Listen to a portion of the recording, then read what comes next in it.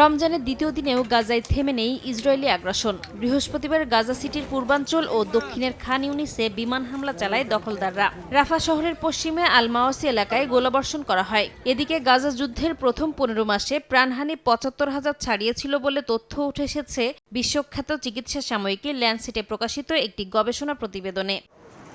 অধিকৃত পশ্চিম তীরেও একাধিক সহিংস অভিযান চালিয়েছে ইসরায়েলি বাহিনী।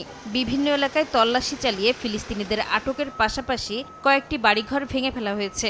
জেরুজালেমের মুখমাস এলাকায় বসতি স্থাপনকারীদের হামলায় বেশ কয়েকজন ফিলিস্তিনি হতাহত হন। এরই মধ্যে স্থানীয় সময় বৃহস্পতিবার ওয়াশিংটন ডিসিতে গাজায় স্থায়ী শান্তি প্রতিষ্ঠা ও পুনর্গঠনের লক্ষ্যে গঠিত শান্তি পরিষদের বৈঠক অনুষ্ঠিত হয়েছে।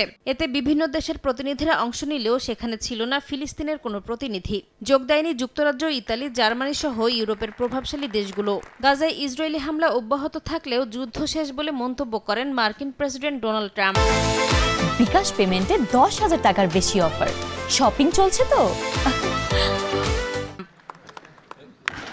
এদিন সভায় ট্রাম্প গাজার পুনর্গঠনে $10 বিলিয়ন অনুদান ঘোষণা করেন। এছাড়া প্রায় $7 বিলিয়ন তহবিল প্রদানের প্রতিশ্রুতি দেয় কাতার, সৌদি আরব সহ মধ্যপ্রাচ্যের কয়েকটি দেশ। ইন্দোনেশিয়া সহ বিভিন্ন দেশ আন্তর্জাতিক নিরাপত্তা বাহিনীতে সেনা পাঠানোর এবং মিশর ও জর্ডান পুলিশ প্রশিক্ষণে সহায়তার আশ্বাস দেয়। তবে হামাস নিরস্ত্রীকরণ ছাড়া গাজা পুনর্গঠন হবে না বলে জানিয়েছেন ইসরায়েলি প্রধানমন্ত্রী বিনিয়ামিন নেতানিয়াহু।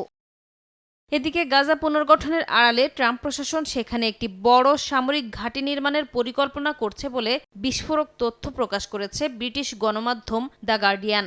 গণমাধ্যমটির পর্যালোচিত নথি অনুযায়ী প্রায় ৫,০০০ সেনা সদস্যের জন্য ৩৫০ একর জায়গা জুড়ে এই ঘাঁটি গড়ে তোলা হবে। নাসরিন রুমি, সময় সংবাদ।